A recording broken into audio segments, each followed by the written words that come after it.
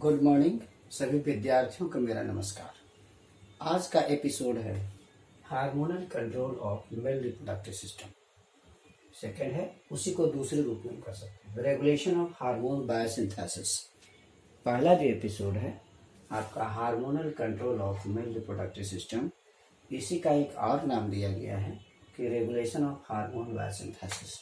हम जानते हैं कि शरीर में जितनी भी तरह की एक्टिविटीज होती हैं वो सब एक्टिविटी के लिए हार्मोन रिस्पॉन्सिबल होता है। हार्मोन संदेश को सभी जगह भेजता है, वो डेवलपमेंट कराता है। तो इसी संदर्भ में जो हम ह्यूमन रिप्रोडक्शन में मेल रिप्रोडक्टिव सिस्टम की बात करते हैं, तो मेल रिप्रोडक्टिव सिस्टम में कुछ हार्मोन्स होते हैं जो हमारे लिए रिस्पॉन्सिबल होते हैं, जो शरीर के मेल रिप्रोडक्टिव ऑर्गन्स का डेवलपमेंट कराता है। ये बहुत बहुत जरूरी होता है। तो ये कैसे एक्शन करता है, कौन हार्मोन किस प्रकार कहाँ से एक्ट करता है, इसको हम देखेंगे इस हेडिंग के अंतर्गत। तो चलते हैं, देखते हैं इसमें क्या होता है और कैसे होता है। एक शॉर्ट वीडियो हमने इसके लिए आपके लिए बनाया है।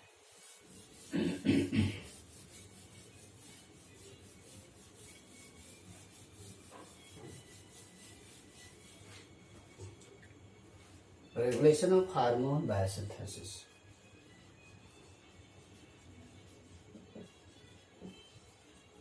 Regulation of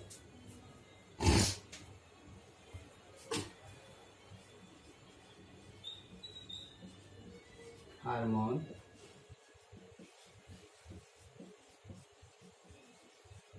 सिंथेसिस, ये सब मेल रिप्रोडक्टिव सिस्टम में है कि मेल रिप्रोडक्टिव सिस्टम में हार्मोन का जो बायोसिंथेसिस होता है उसका रेगुलेशन कैसे होता है, क्योंकि उसी के रेगुलेशंस के आधार पर हमारा जो मेल रिप्रोडक्टिव सिस्टम है उसका डेवलपमेंट होगा, उसका वर्क होगा। तो हम देखते हैं कि इसका कैसे होता है। इसमें शरीर में जो हार्मोन्स होते हैं वो प्रॉपर कंसंट्रेशन में होते हैं, न तो ज़्यादा रहेंगे और न तो कम रहेंगे। तो फॉर प्रॉपर कंसंट्रेशन के लिए, for a proper concentration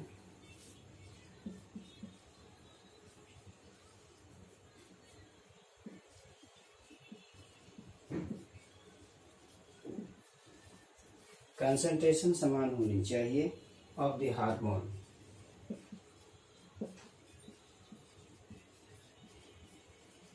For the proper concentration of the hormone in the blood,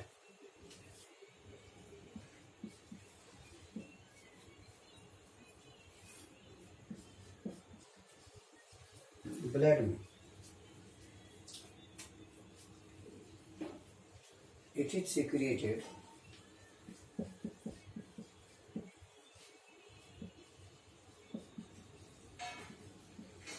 and it is secreted and coordinated.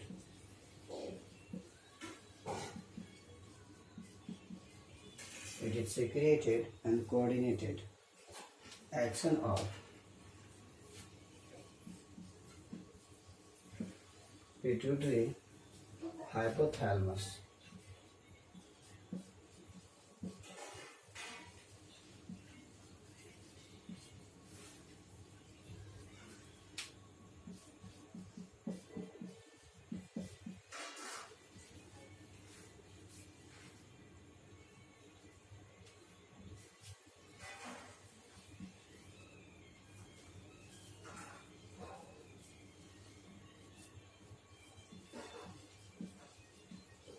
गोनल axis होता है। This system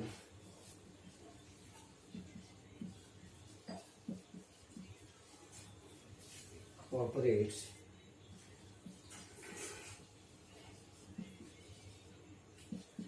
in feedback. बहुत ही आसान है, हमें ये देखना है कि हार्मोन्स किस प्रकार बनते हैं, उसका कंट्रोल कैसे किया जाता है। तो ये बायोसिंथेसिस के लिए, रेगुलेशंस के लिए या मेल रिप्रोडक्टिव पार्ट में आपका हार्मोन का रोल कैसा है, वो कैसे काम करता है, कैसे सिक्रेट कहाँ से करता है, उसको हम देखेंगे। तो proper concentration of hormone in the blood, blood में इसका कंसंट्रेशन सही मात्रा में होना चाहिए। तो इसके लिए क्या होता है, कुछ सिक्रिएट होता है, कोऑर्डिनेट होता है। पहले तो सिक्रिएट होगा, सिक्रिएट होने के बाद उसको ज़्यादा नहीं होना है, कम नहीं होना है, ये बात रखी जाती है कि ज़्यादा सेक्रेट नहीं होना चाहिए, कम सेक्रेट भी नहीं होना चाहिए, दोनों कंडीशन, इसको कोऑर्डिनेटेड एक्शंस कहते हैं। तो ये जो एक्शंस होता है, it is done by the combined action. Hypothalamus और पिट्यूटरी दोनों मिलकर के काम करते हैं। दोनों मिलकर के क्या करते हैं कि ये जो हार्मोन्स का होता है हमारे ब्लड में, वो रेगुलेट होता है कि कितनी मात्रा में बढ़नी चाहिए और कितनी मात्रा में। बायोसिंथेसिस का मतलब ही होता है कि हार्मोन का बनना, हार्मोन प्रोटीन है निर्माण होना। तो इसको हम देखेंगे, हम एक फ्लो चार्ट बनाकर हम देखेंगे।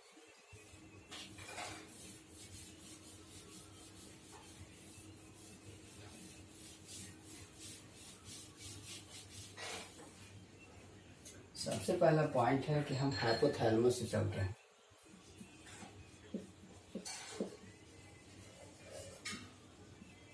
हाइपोथैलेमस, पिट्यूटरी,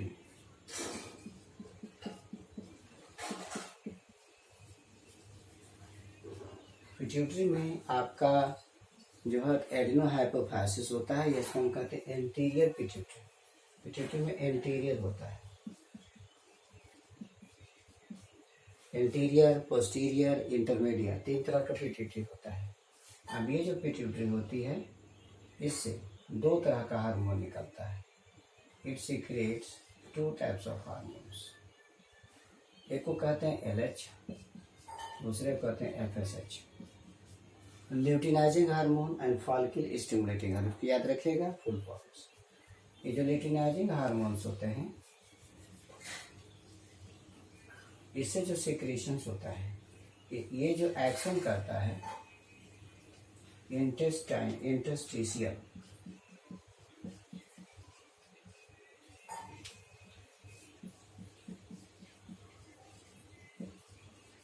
सेल पर काम करता है। और ये FSH जो होते हैं वो सेरोटोनिन,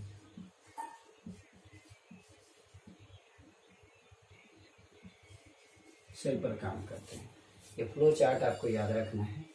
इससे जो सीक्रेट होगा वो बनेगा टेस्टोस्टेरोन,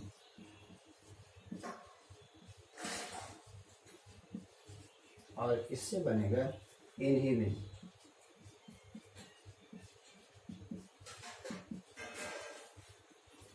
टेस्टोस्टेरोन और इनहिबिन का निर्माण होता है।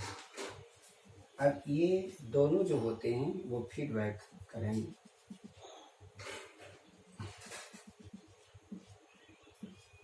जहाँ तक इनहिबिन है, इसका भी इसी तरह से एक्शन होता है।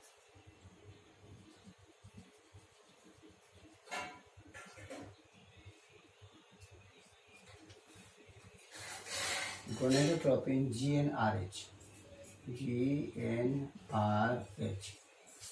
और ये हो गया आपका गोनेडोट्रोपिन। ये पॉजिटिव एक्शन है, यहाँ भी पॉजिटिव है, लेकिन इधर आपका नेगेटिव हो जाएगा, इधर आपका नेगेटिव हो जाएगा। It is the negative, it is the negative, it doesn't allow. तो ये आपका एक रेगुलेशंस बन गया है कि किस प्रकार देखिए कंट्रोल होता है। ध्यान में ये रखना है कि जहाँ तक हाइपोथैलेमस की बात है, तो हाइपोथैलेमस को सिग्नल जाता है। तो सिग्नल कहाँ से जाता है? एक ब्रेन में पार्ट है जिसको न्यूरल इनपुट कहते हैं। यहाँ जो सिग्नल जा रहा है वो 2 रीजन से होता है। सिग्नल नंबर 1 सिग्नल जो होता है आपका signal of neural input, signal of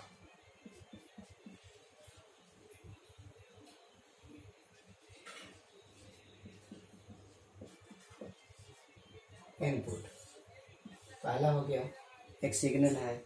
और यदि ब्लड में किसी प्रकार का कंसंट्रेशन कम गया हो, प्रॉपर कंसंट्रेशन कम गया हो, तो वैसी स्थिति में द लेस कंसंट्रेशन हो,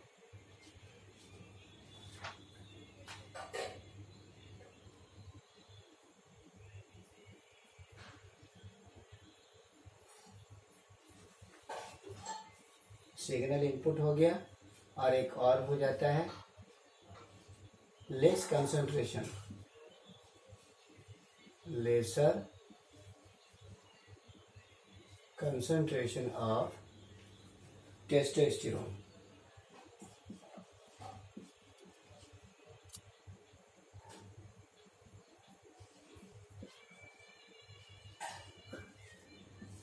लेसर कंसंट्रेशन ऑफ टेस्टोस्टेरोन, हमेशा याद रखिएगा। तो this is all about the picture of you. यहाँ ध्यान दीजिएगा कि रेगुलेशन ऑफ हार्मोन बायोसिंथेसिस। हमारे शरीर में दो सिस्टम है। ये जो सिग्नल ऑफ न्यूरल इनपुट है ऑफ ब्रेन का होता है, BRAIN, ब्रेन से। तो ब्रेन में न्यूरल इनपुट होता है, वो सिग्नल देता है। दूसरा, अगर आपके ब्लड में टेस्टोस्टेरोन की संख्या कम है या कंसंट्रेशन कम गया है, तो वैसी स्थिति में हाइपोथैलेमस को सिग्नल जाता है। हाइपोथैलेमस क्या करता है कि GnRH हार्मोन रिलीज करता है। GnRH का फुल फॉर्म होता है gonadotropin releasing hormone.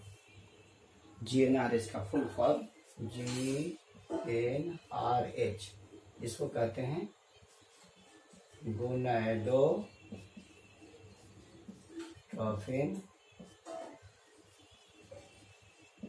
Releasing hormone. ये गोनाडोट्रोपिन रिलीजिंग हार्मोन्स होता है, इसको कहते हैं, this is the full form. तो इसका GnRH, तो हाइपोथैलेमस GnRH रिलीज करता है। अब GnRH किसके लिए रिलीज किया गया? तो एंटीरियर पिट्यूटरी के लिए।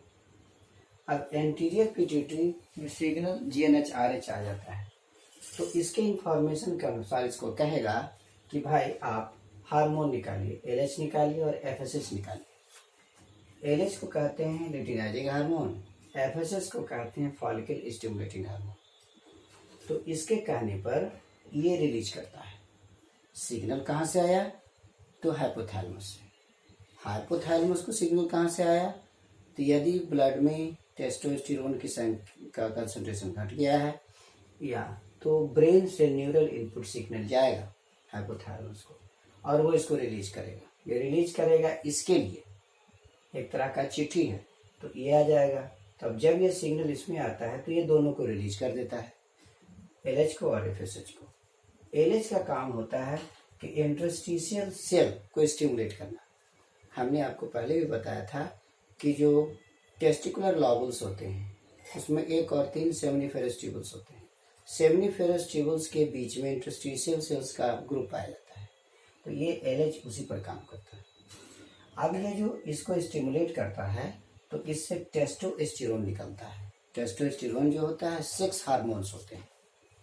अब ये टेस्टोस्टेरोन ब्लड में सप्लाई हो जाता है। अब जब ये ब्लड में सप्लाई हो जाता है तो इसका नेगेटिव फीडबैक हो जाता है, जिसको हम बाद में देखेंगे। ये साइड में देखिए FSH है, फॉलिकल स्टिमुलेटिंग हार्मोन। इसका मतलब ये हुआ कि ये सेमिनिफेरस ट्यूबल के अंदर काम करता है, ये सेमिनिफेरस ट्यूबल के बीच में काम करता है इंटरस्टिशियल सेल पर। जबकि ये सेमिनिफेरस ट्यूबल्स के अंदर जहाँ पर स्पर्मेटोजेनेसिस होता है, स्पर्म बनता है, तो वहाँ पर सर्टोली सेल्स होते हैं। तो FSH क्या करता है कि स्पर्मेटोजेनेसिस में भाग लेता है, स्पर्म के बनने की जो प्रक्रिया होती है उसमें भाग लेता है। इसके साथ साथ वो सर्टोली सेल्स पर भी एक्शन करता है और एक हार्मोन निकालता है जिसको इनहिबिन करते हैं। तो ये और ये दोनों मिलके क्या करता है कि नेगेटिव फीडबैक करता है। नेगेटिव फीडबैक का मतलब होता है कि यदि आपके ब्लड में टेस्टोस्टेरोन की मात्रा ज़्यादा हो गई है तो टेस्टोस्टेरोन खुद या इनहिबिन दोनों मिलके क्या करता है कि हाइपोथैलेमस को संदेश भेजता है। हाइपोथैलेमस को कहता है कि GN निकालना बंद कर दीजिए, GnRH को रिड्यूस करिए, कम करिए, कम से क्रिएट करिए और बंद करिए। कि जैसे ही इनको ये संदेश मिलता है तो ये क्या करते हैं हाइपोथैलेमस कि GnRH निकालना बंद कर देते हैं या कम कर देते हैं, जिसके कारण ये दोनों भी रिलीज होना बंद हो जाता है। जब ये सिग्नल इनके पास नहीं आएगा तो ये भी इसको रिलीज नहीं करेंगे। तो इस तरीके से क्या होता है, this is the process of the regulations of hormones, और जिसे हम कहते हैं स्टेरॉयडल हार्मोन्स है या मेल सेक्स हार्मोन्स होते हैं, तो इसको इस प्रकार से कंट्रोल। तो इस तरह से पूरी तरह से mechanism of feedback, mechanism of control होता है। ये कंप्लीट सर्किट होता है, यानी कि ब्लड में हार्मोन का कंसंट्रेशन मेंटेन होना चाहिए, न तो ज़्यादा रिलीज हो और न कम हो। ज़्यादा रिलीज होने पर भी खतरा है, कम रिलीज होने पर भी खतरा है। तो दोनों परिस्थिति में शरीर को चलाने के लिए या मेल रिप्रोडक्टिव ऑर्गन को मेंटेन रखने के लिए, उसको अच्छी तरीके से वर्क करने के लिए इस तरह से मेंटेनेंस जरूरी है। सेक्रिएशन भी आएगा, सिग्नल भी आएगा, और ज़्यादा हो जाने के बाद इसे रोका भी जाएगा, और अगर कम गया तो सिग्नल वहाँ से जाएगा, इसको फिर रिलीज करेगा। अगर ज़्यादा हो गया तो यहाँ से सिग्नल जाएगा। तो इस तरह से अगर ब्लड में इसकी मात्रा कम गई है तो आपका ये और ब्रेन दोनों इसको सिग्नल भेजेगा कि भैया आपके ब्लड में टेस्टोस्टेरोन की कंसंट्रेशन घट गया है। जल्दी से जीएनआरएच को के माध्यम से पिट्यूटरी को संदेश भेजें। तो इस तरह संदेश चला आता है और रिलीज हो जाता है। दोनों अपने अपने ये इस पर काम करेंगे, रिलीज करेंगे, इस पर काम करेंगे, ये रिलीज करेंगे, और इस तरह से ये हार्मोनल कंट्रोल होता है। अगर अब ज़्यादा निकल गया, ये रिलीज हो रहा है तो ज़्यादा बन गया, अब ज़्यादा बन गया तो ये खुद ये दोनों मिल करके फिर संदेश इसको भेजेंगे कि भाई ज़्यादा हम लोग रिलीज हो गए हैं, तो आप क्या करिए कि जीएनआरएच को रोक दीजिए, और जीएनआरएच को रोकेगा तो पिट्यूटरी फिर अपना काम करना बंद कर देगा। इसको संदेश नहीं जा रहा है तो पुनः ऑटोमेटिकली ये क्या हो जाएगा। इस तरह से हम देखते हैं कि ये पूरी सिस्टम अंडर कंट्रोल है, और ये हार्मोन जब हमारे शरीर में ब्लड में कंट्रोल होकर रहता है तो हमारा मेल रिप्रोडक्टिव सिस्टम अच्छी तरीके से चलता है। इसी को हम कहते हैं रेगुलेशन ऑफ हार्मोन एक्शन। इस तरीके से हम देखते हैं कि इस वीडियो के माध्यम से हमने आपको एकदम प्लेन वे में, it is not very difficult, ये कोई ऐसी चीज़ नहीं है कि बहुत ही डिफिकल्ट है। खाली जितना हम बता रहे हैं उसको वीडियो में देखिएगा, किस पर कौन एक्शन करता है, कौन नहीं करता है, कैसे। सबसे बड़ी इम्पोर्टेंट चीज़ है कि शरीर को चलाने के लिए हार्मोन का होना जरूरी है, और हार्मोन एक निश्चित मात्रा में होनी चाहिए, न ज़्यादा न कम। उसी तरीके से इसमें भी वही चीज़ है कि इसका जो निर्माण हो रहा है वो एक निश्चित अमाउंट में होनी चाहिए। अगर ज़्यादा होता है वो भी शरीर के लिए खतरा है, कम होता है वो भी शरीर के लिए खतरा होता है। तो इस वीडियो के माध्यम से हमें ये बताया, जीएनआरएच का फुल फॉर्म हमने बताया, गोनेडोट्रोपिन रिलीजिंग हार्मोन्स होते हैं।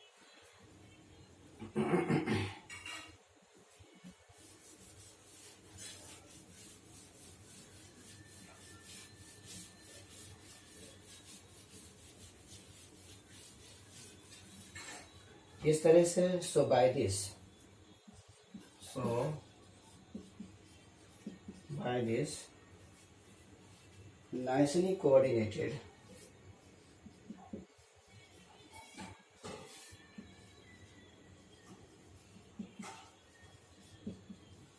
by this nicely coordinated feedback loop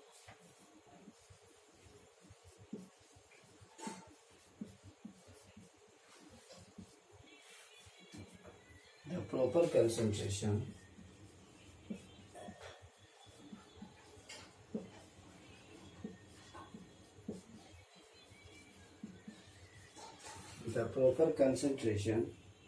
of the androgen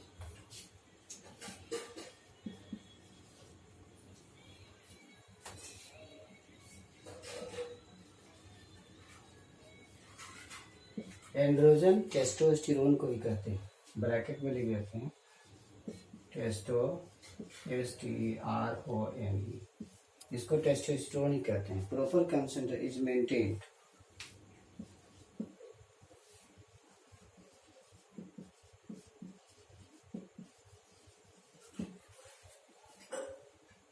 in the blood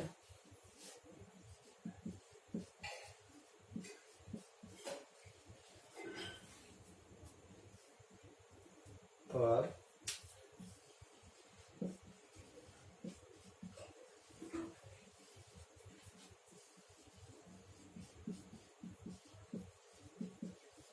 proper functioning of reproductive organ।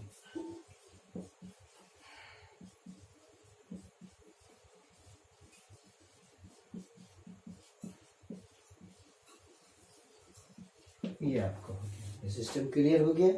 हमने आपको आज रेगुलेशन पढ़ाया है, या आपको हार्मोनल कंट्रोल भी आप कर सकते हो।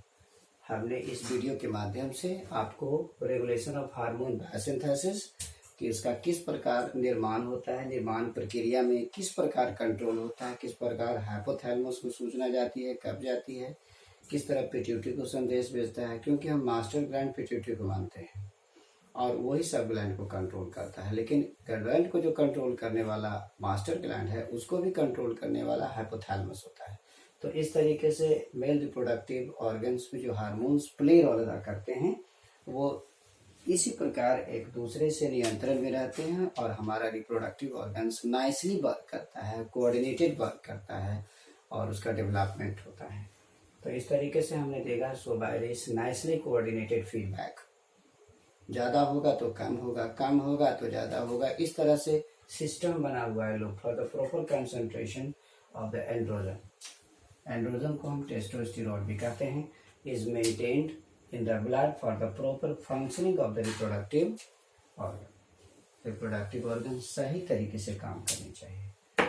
तो इस वीडियो के माध्यम से हमने आपको ये बताया है। इसके पहले हमने मेल रिप्रोडक्टिव ट्रैक्ट है या टेस्टिस के बारे में हमने ओवरव्यू दिया था, लेकिन वो भी बहुत इम्पोर्टेंट है और इसमें हमने हार्मोन्स के बारे में दिया है। और इसको देखिएगा, ध्यान दीजिएगा और अध्ययन करिएगा और कोशिश करिएगा कि ज़्यादा से ज़्यादा अच्छी तरीके से हम इसका अध्ययन करके आगे बढ़ें। और इसके साथ साथ और भी वीडियोस को आप देखते रहिएगा और सब्सक्राइब करते रहिएगा। इसके लिए मैं आपको थैंक्स कहूँगा और